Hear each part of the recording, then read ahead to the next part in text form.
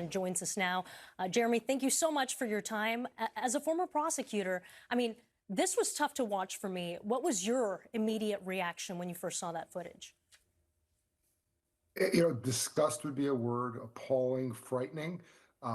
People can easily say, hey, he was an inmate, he did a bad thing to someone else, this happens. No, no, no, no, it doesn't happen. Law enforcement, whether correction officers on the inside behind the jail wall or police officers on the outside, have a responsibility to protect the public. And the Attorney General is correct, absolutely, to investigate this case and potentially as a murder, if not, criminally negligent homicide or manslaughter. Yeah, and the Attorney General noted that the officers left their cameras on standby mode, only recording video but not audio, which I would have liked to listen to the interaction, what those officers were telling Mr. Brooks.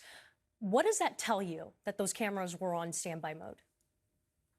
I mean, at worst case, it was a dereliction of their duty because they have a responsibility not just to have it on, but to report it if they fail to do so when they're interacting with an inmate. But there's also an argument to be made that this was sort of an intentional act, that they were knowingly doing this and withholding or holding back that audio to protect themselves, meaning that they didn't turn it on knowing they were engaged, all four of them, which is a lot of people engaged in this misconduct. So it doesn't bode well for the officers and tells a story potentially, maybe even intentional act on their part. And speaking of that, how likely are criminal charges for these correctional officers? What happens next in this investigation? So the Attorney General then looks at this case and decides whether or not there's a crime that's been committed, whether she believes she can prove it beyond a reasonable doubt. If so, they consider presenting it to a grand jury, and if a grand jury accepts this, they can charge these individuals as principals, meaning they committed either an intentional act, a reckless act, or a negligent act that resulted in this homicide. And these range from nonviolent E and C felonies, which is not mandatory incarceration, up to murder in the second degree, which potentially is up to 25 years to life in prison, which is pretty significant. But that's a determination of a grand jury. But either way, you're going to get a report or a grand jury finding of guilt. Pardon me, not of guilt, of reasonable cause to believe one of these felonies have been committed.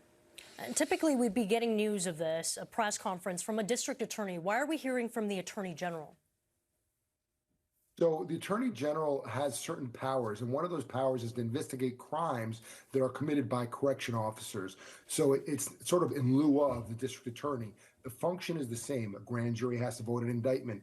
The case would proceed in that county where the case is started, so where the correctional facility is. So it's the same functional equivalent, but it's not the local prosecutor's office. It's investigated by the Attorney General. If it was a murder on the street or some sort of homicide on the street, that would absolutely be the local prosecutor.